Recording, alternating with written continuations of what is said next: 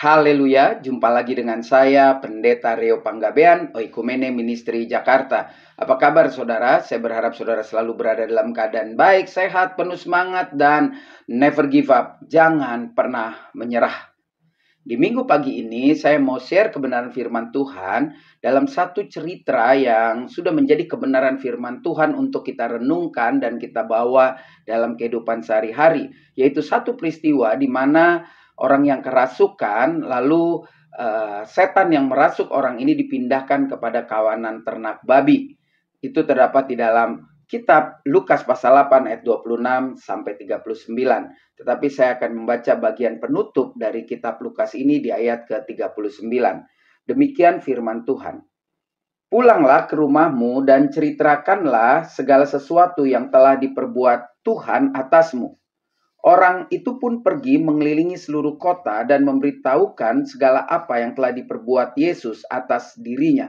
Kalimat ini keluar ketika orang yang telah disembuhkan Tuhan Yesus meminta atau memohon untuk dia boleh ikut bersama rombongan Tuhan Yesus berkeliling, menginjil, menceritakan tentang kebaikan Tuhan.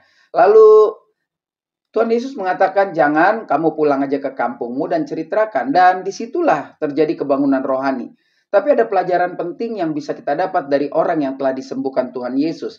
Yang pertama, ketika dia mengalami penderitaan begitu lama, lalu dia diselamatkan, yaitu disembuhkan, atau dikeluarkannya setan yang merasuki dirinya, lalu dia merasa ada kenyamanan, ada sesuatu yang luar biasa kalau bisa berjalan bersama dengan Yesus. Nah, hati-hati dengan hal-hal seperti ini, saudara. Dia tidak salah karena dia baru saja mengalami kelahiran baru, dan itu pasti dialami juga oleh saudara dan saya. Ketika kita mengalami Kristus, ada sesuatu yang sepertinya tidak ada tantangan, semua maunya indah-indah saja.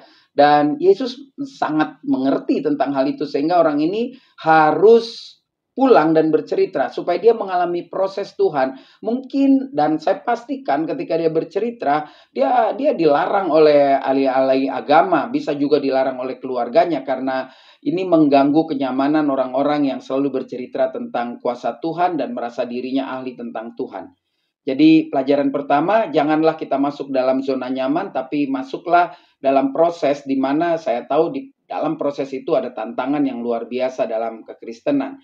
Jadi pelajaran yang kedua dari orang ini adalah dia menurut dan dia mau, dia tidak memperdebatkan atas penolakan itu, tetapi dia pergi karena Alkitab mengatakan dia pergi masuk ke kampung dan bercerita. Maka pelajaran yang kedua, setelah kita mengalami Kristus, jangan pernah takut untuk diutus masuk ke wilayah yang benar-benar membuat kita tidak nyaman.